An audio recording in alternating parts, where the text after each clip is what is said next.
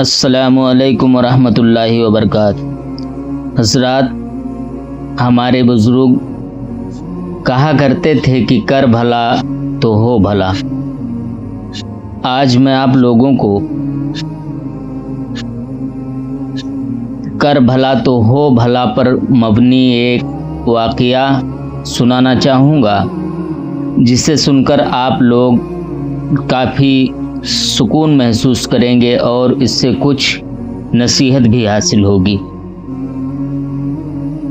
وہ واقعہ کچھ اس طرح ہے کہ ایک عورت تھی، بڑی پرہیزگار اور نیک تھی، صلہ رحمی کرنے والی تھی۔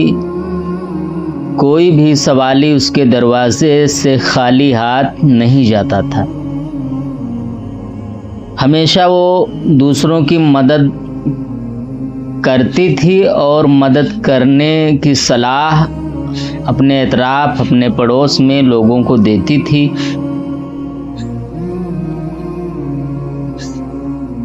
ایک دن کچھ ایسا ہوا کہ وہ اور اس کا شوہر دونوں کھانا کھا رہے تھے، تبھی باہر سے آواز آئی، کوئی ہے؟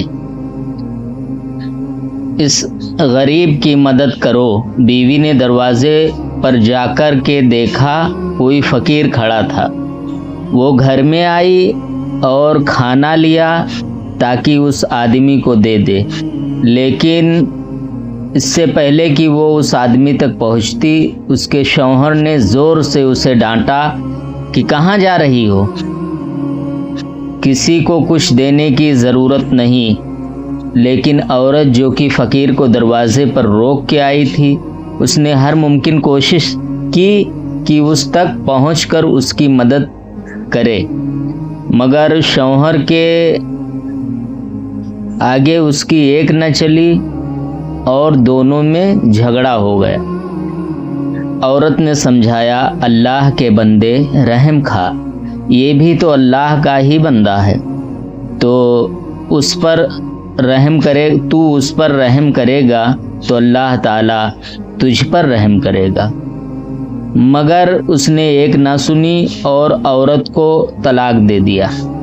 کچھ عرصے کے بعد عورت کی کسی دوسرے آدمی سے شادی ہو گئی۔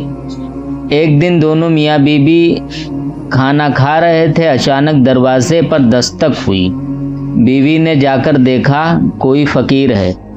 بیوی گھر کے اندر آئی کہ فقیر کو کچھ دے دے، لیکن اس کے آنکھوں میں آنسو تھے۔ شوہر نے پوچھا، کیا بات ہے؟ بیوی نے کہا، جو دروازے پر فقیر ہے کوئی اور نہیں، میرا پہلا شوہر ہے، جو بہت مغرور، گھمنڈی اور متکبر تھا۔ کل اس نے ایک فقیر کو کھانا دینے سے منع کیا تھا اور آج وہ دروازے پر خود بھیک مانگنے آیا ہے۔ تو دوسرے شوہر نے بیوی سے کہا، میں تمہیں کچھ بتانا چاہتا ہوں۔ وہ فقیر جو تمہارے دروازے پر مانگنے گیا تھا کوئی اور نہیں، میں ہی تھا، جسے کھانا دینے سے تم کو اس نے منع کیا تھا۔ حضرات، امید ہے اس واقعہ سے بہت کچھ سیکھنے کو ملا ہوگا۔ ہمیں ہمیشہ ایک دوسرے کی مدد کرنی چاہیے، پتہ نہیں کب کس کے ساتھ کیا ہو جائے، اس لیے کہتے ہیں کر بھلا تو ہو بھلا۔ السلام علیکم ورحمۃ اللہ وبرکاتہ۔